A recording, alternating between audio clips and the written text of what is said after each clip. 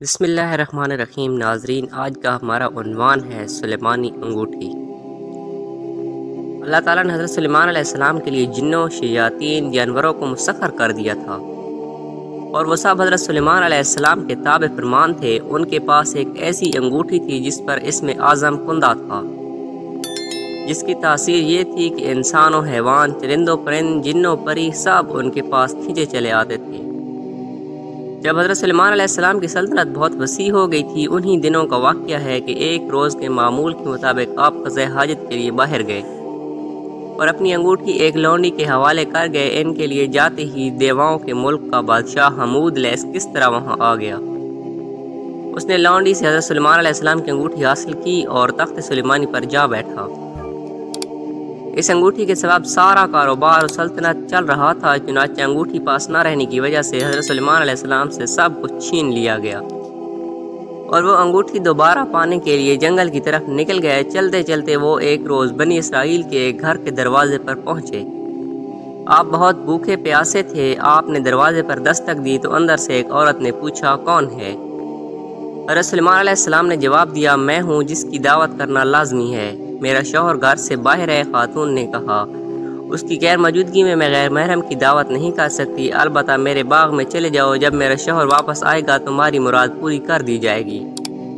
حضرت سلیمان علیہ السلام دعوت کا جواب سن کر اس کے باغ میں گئے اور پانی پی کر سو گئے۔ سونے کے دوران باغ میں کہیں سے ایک ناگ نکلا اور آپ کے قریب بیٹھ کر پہرا دینے لگا۔ اس خاتون کا شوہر باغ میں آیا تو یہ منظر دیکھ کر پریشان ہو گیا۔ اس نے بیوی سے پوچھا کہ یہ آدمی کون ہے اور یہاں کیوں سو رہا ہے؟ بیوی نے بتایا، یہ میرا مسافر ہے اور آپ کے انتظار میں ٹھہرا ہوا ہے۔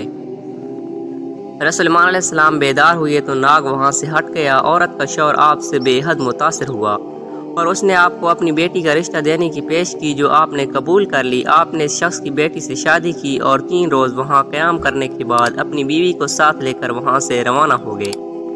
ادھر آپ کے تخت پر حمود لیس قابض تھا، جو جنات میں سے تھا۔ وہ حضرت سلیمان علیہ السلام کا ہم شکل بن کر تخت پر بیٹھا ہوا تھا، مگر جلد ہی اس کی حرکتوں سے لوگوں کو شک ہو گیا کہ وہ حضرت سلیمان علیہ السلام نہیں ہیں۔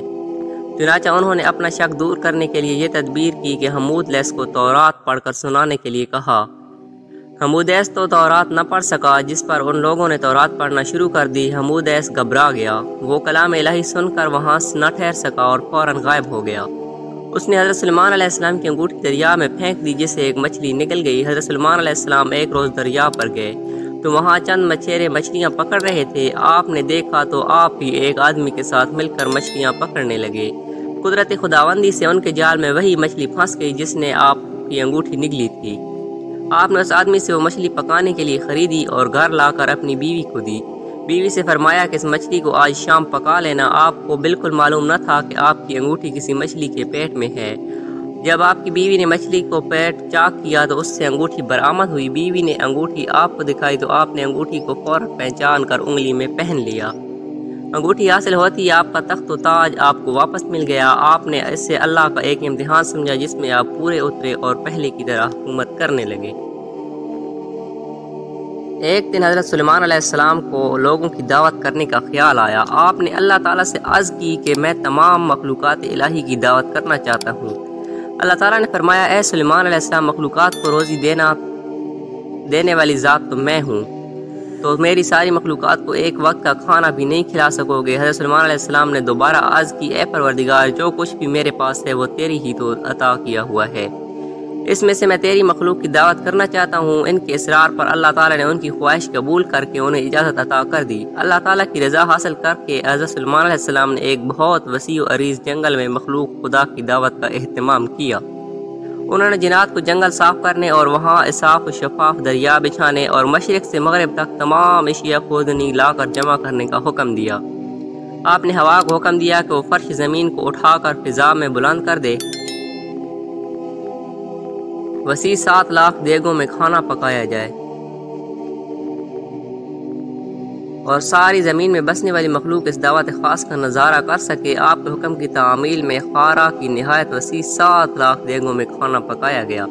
جب کھانا پک کر دعوت کے لیے تیار ہو گیا تو ایک مچھلی نے آ کر حضرت سلیمان علیہ السلام کی خدمت میں عرض کی، یا حضرت، مجھے بھی آج حکم ہوا ہے کہ آپ کی دعوت کھاؤں، اس لیے مجھے کھانا کھلائیے۔ سب کھانا اسی دعوت کے لیے ہے، اگر تو صبر نہیں کر سکتی تو بسم اللہ پڑھ لے اور جو کچھ تیار ہے اس سے کھانا شروع کر دے۔ حضرت سلیمان علیہ السلام نے کہا۔ آپ کی اجازت ملتے ہی مچھلی نے کھانا شروع کر دیا اور جتنا بھی کھانا تیار تھا تمام کھا گئی۔ پھر بولی، یا حضرت ابھی میرا پیٹ نہیں بھرا۔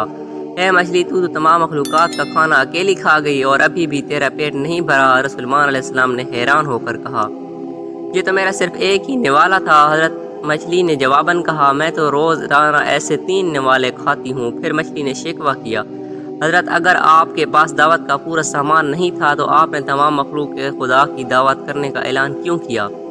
یہ سن کر حضرت سلیمان علیہ السلام فوراً اللہ کے حضور جھک گئے اور اللہ تعالیٰ سے معافی مانگتے ہوئے کہا کہ تمام مخلوقات کی دعوت کرنے کی ان کی آرزو محض خواب تھی، کیونکہ تمام مخلوقات کو روزی دینا صرف تیرا ہی کام ہے۔